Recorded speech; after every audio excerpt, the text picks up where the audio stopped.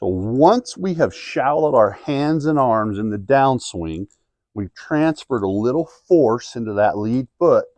Now, here, this is the moment of truth, okay? Golfers, for the longest time, were taught to do a few different things. Number one, to just keep rotating, which is very common right now. That supposedly stabilizes the face, but there's no speed in that, okay? There just isn't. A few weeks ago, I helped a group of 65, 70-year-olds that were doing that exact thing. And then I told them to go just from here to there, and they were hitting the golf ball 25, 30 yards further just from doing that. And they were like, what in the world? So long story short, do not hold on to that angle, okay? Now, golf magazines have led people astray because they do get here, and so people think they have to get here and keep holding on to that angle, which is dragging the handle, and they keep doing it and keep doing it and keep doing it, and it's actually part of coaching right now.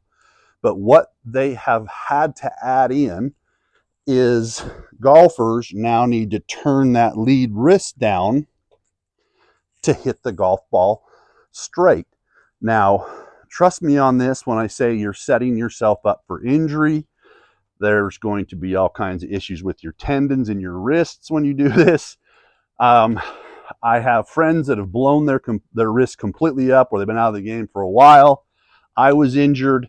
It's not something you want to go through, trust me. And it's very difficult to time up.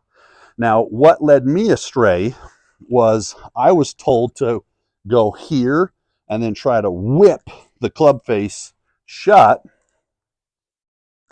at impact and actually have it pointing down at the ground like right there, and then go ahead and follow through, as I restricted my hip movement and then tried to fire my hips as my upper body stayed put. That was the X factor for the most part right there. And that kind of put me on the road of my bad back. With the rest of the stuff that's showing up, that's just hereditary stuff. Thanks, Mom and Dad. But that will not make you better. So once we get here, your job, it's going to feel like your thumbs, I'm going to put my thumbs up, just go like this. That is the sensation right there. Okay? The lead arm is not a puller. I see so many people do this, and they're living over in right field for right-handed players, left for left-handed players. This is going to eat you alive. Understanding this, and when you watch the best players in the world, they're all standing there doing this. I wonder why. Okay? It's not just in the forearm, it's the entire arm rotates. This is a rotator, not a dragger or a puller. Okay? Now, the trail hand is a pusher. It's a stabilizer of the club face. And as you do this, like you said, your body will shift a little force forward. Then you can just throw the club. Oh, I'm going to be in trouble. And it's going to feel like your arms whip and pull you through towards the target. That is not a bad thing. That's a very good thing. Now, what you want to try to avoid is throwing the club head down at the golf ball, okay? We definitely don't want to be here, but you're just going to go from this position. This is what it feels like, all one blended motion, and then whew, this just whips through there. Whew. And it's not a core-driven or body-centric or body dynamic motion, but the body is involved as an offsetting force, which allows us to maximize on centripetal force. And as we do this, it absorbs a lot of the energy correctly, so we don't get hurt, okay? We're not trying to create too much separation. We're not trying to blow ourselves up.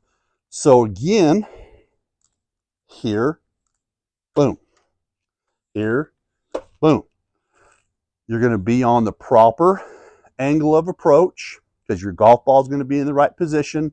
This works for every club in the bag, wedges all the way to driver, and we'll get into that a little bit more. But I really want you to practice the release. And you can even hit little chip shots just back through like that. I have a segment that I'm going to be putting up which is about the putting portion of chipping, and I talk a little bit about pitching, but I want you to practice your release where you're only hitting pitch shots with your sand wedges, pitching wedge, 9-iron, just going from here down, release.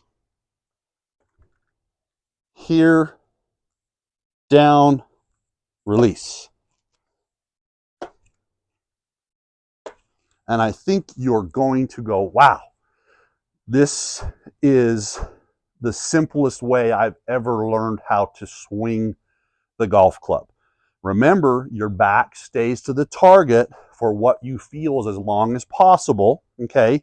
Yes, it's possible to overdo something, but as you do this, this will make you better. And I'm talking significantly better.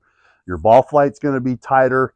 You're going to hit maybe a little draw or a straight ball, and you're going to look at yourself and look at your buddies and go, I'm going to go out and play a round of golf like this and see what I shoot. So that's a fun challenge that I would actually encourage you to go do. But those are the skill pathways I'd like you to learn right now because they're extremely important.